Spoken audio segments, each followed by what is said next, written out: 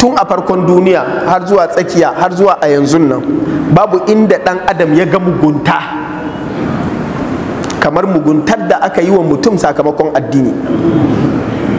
Misali ɗaya kawai zan bamu a da a cikin alkur'ani, utila ashabul ukhdud. قتل أصحاب الأخدود النار ذات الوقود إذ هم عليها قعود وهم على ما يفعلون بالمؤمنين شهود. نعم. وما نقموا منهم إلا أن يؤمنوا بالله العزيز الحميد. Ubangiji maɗaukakin sarki ya ce Allah ya tsinewa ma'abota ramuka, su ne waɗanda suka ce su a garinsu ba su yadda a bauta ma Allah ba, su a garinsu ba su yadda a yi imani da Allah ba, kowa sai dai ya zama kafiri. Waɗanda suka ce mu ba za mu taɓa ku ba, ba za mu yi faɗa da ku ba, amma mu ku bar mu bauta ma Allah wanda ya kawo mu duniya. Su kuma sauran waɗanda tare da su Allah ya kawo duniyan suka ce in dai za a bauta wa wanda ya kawo mu duniya ne to za mu kashe ku. Mala akwai muguntar da ta wuce wannan? Don Allah in mutum yana addini akwai wani abu na addininsa da ya taɓa ka kai da ba kai kake yi ba, kai ba za ka yi ba, ku karata da wanda ya kawo ka duniya, amma sai ka ce ni kuma da na ce zan yi za ka kashe ni, sai dai in bar duniyar tasa. Wannan shine muguntar ɗan adam mafi muni a duniya, mugunta akan addini. Waɗannan mutanen suka ce ba su yadda da a yi imani da Allah ba, aka samu waɗansu kuma sun ce mu sai mun yi imani da Allah. Sai suka haƙa rami, suka gina wani wuri kamar stadium, suka zazzagaya ana kewaye ana kallo, a tsakiyar ba ƙwallo za a buga ba, rami aka haƙa, sai aka sa itatuwa, aka sa kirare, sai aka bunka wuta, annari zatil waqud, wuta mai ci balbal. Sai aka rika kawo duk wanda ya ce ya yi imani, sai a ce ka fada da kanka ko a cilla ka fada. Haka aka rinka jefa su a cikin wuta, waɗannan kuma suna kallo, suna shaye-shaye, ana celebration, ana murna, ana ganin su suna soyewa. Su kuma alaiha qu'ud, suna kewaye, suna zazzaune, suna kallo, suna celebration. Allah ya ce ba don komi suka yi wannan ba illa an yu'minu billahi al-aziz al-hamid, ubangijin da shine mabuwayi kuma shayabo wanda shi ya kawo su duniyar, sun ce in washi za a bauta to sai dai a shiga wuta. Akwai muguntar da ta wuce wannan don Allah? A taqtuluna rajulan an yaqula rabbi Allah, kawai don mutum ya ce shi ubangiji zai bautawa sai zama hukuncinsa kisa? Misali na biyu shine ka dubi tsananin mugunta da aka yi wa muminan farko na sahabban manzan Allah sallallahu alaihi wasallam, musamman waɗanda ba sa da gata a Makka. Ku tuna da abin da aka yi wa Bilal ibn Rabah, yana ƙarƙashin Umayya ibn Khalaf, saboda kawai ya ce ya yi imani da Allah, yana sunansa bawa, bai daina musu aiki ba, bai daina musu aike ba, bai ce musu kuma shi yanzu zai yi taurin kai saboda shi musulmi bane, a'a yana nan a bawansa, zai musu dukkan hidima, amma suka ce bai isa ya bauta wa Allah ba. Saboda mugunta sai a kawo shi a shanya a rana, sai a kawo dutse a ɗora a kan kirjinsa, ana dukansa, ana masa azaba, a daki kai, a daki kafa, a daki gangan jiki. Baya iya magana sai dai ce ahad ahad, ubangiji ɗayan nan ɗayan nan. Laifinsa shine ya ce ahad.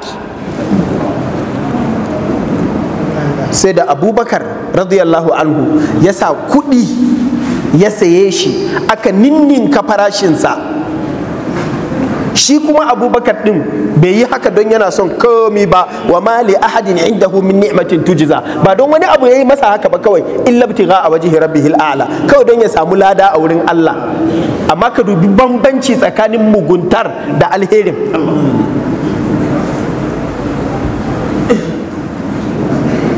Ku ɗauki misalin Alu Yasir,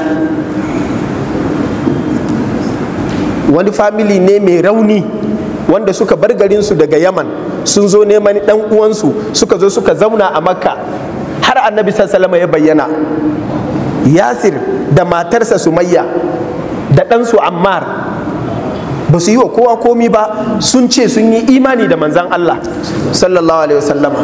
Aka kamo shi da shi da matar, aka ɗaure su, aka rika gallaza musu azaba, za su wuni ba su ci ba ba su sha ba, kuma sai an samu tsananin zafin rana. Duk wanda ya je Makka ya san yadda temperature Makka take idan ana zafi, sannan a ƙasa kuma a irin wannan duwatsu da kwazazzabon da irin wannan duwatsu da kake gani marmaron nan, haka za a shimfiɗa shi a kife shi, in ya soyu sai a sake juya shi ta baya, har ta yadda in yamma ta yi a ce tashi ba zai iya tashi ba. Haka aka rinka musu, wallahi sai da tsohon na ya mutu a haka. Don Allah ya taba wani abu? Akwai muguntar dan adam da ta wuce mugunta akan addini, mutumin da bai maka komi ba. Haka Abu Jahal ya ɗauko mashi, ya zai samu Sumayya tana ɗaure, ya sa mashi nan ya caka a gabanta, sai da ya shiga ya murɗa. Wannan dattijuwa a haka ta mutu, wallahi ta zama awwalu shahidatin fil Islam. Ita ce farko wanda aka yi rijistar ta mutu saboda Allah, ba ta yi wa kowa komi ba. Akwai muguntar da ta wuce wannan? To yanzu a wannan zamani da muke ciki a 21st century, da ake gani wai kowa ya waye, an ba wa kowa yanci, amma har yanzu ba a daina haka ba. Kusan kai ka ce abinda aka yi a zamanin Annabi sallallahu alaihi wasallama wa mutum ɗaya, biyu, uku, ɗaruruwa ne.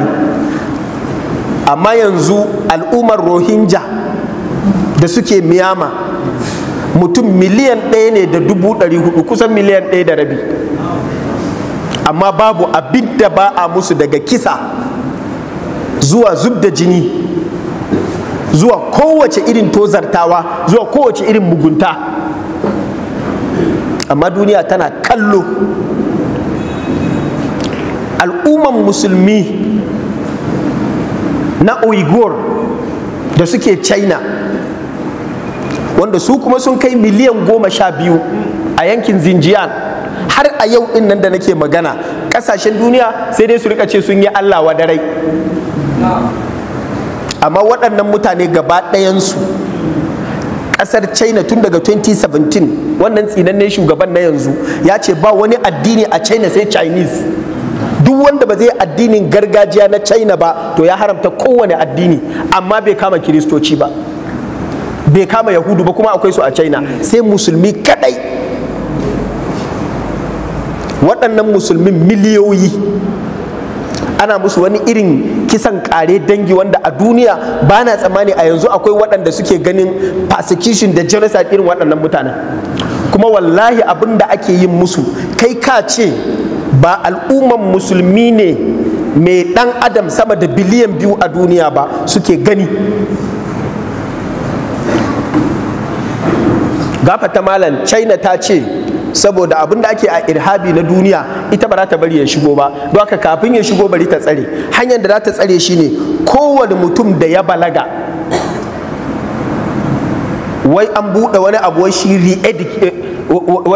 shi re-education policy, wai yadda za a sake ilimantar da su don a wanke musu kwakwalwarsu da take da tendency na irhabi. Sai aka gina wani wuri da sunan prison wanda zai iya ɗaukan mutum miliyan 1. Aka zo aka kukkulle su a wurin, mazaje a nan, mata a can. Matan nan sai aka ɗauko aka yi musu allurar da wata ba za ta sake haihuwa ba har abada, saboda kar a sake samun musulmi ya fito sabo. Duk musulmin da suka girma suka balaga kuma suna ɗaure, yan ƙananan yara su kuma an kai su an sa su a makaranta wanda dama annabi sallallahu alaihi wasallam ya ce yaro karami abawahu yuhawidanihi aw yunassiranihi, to sai a je a sa shi akan in ya tashi ba abin da ya sani sai addinin China, don haka bai taba ganin ubansa da uwarsa ba balle su masa tarbiya. Uban yana kulle a can, uwar tana kulle a can, ana lalata da ita ana komi, amma ba za ta sake haihuwa ba. Daga kansu in suka mutu al'ummar ta kare, waɗanda suke 'ya'yansu kuma za su tashi jili ne kafira. Ina rantse maka da Allah a yau din nan yanzu haka da nake magana suna can a kulle, kuma ba abin da duniya ta yi sai dai a ce Allah wa dare. Akwai muguntar da ta wuce wannan? To wannan shine mugunta akan addini.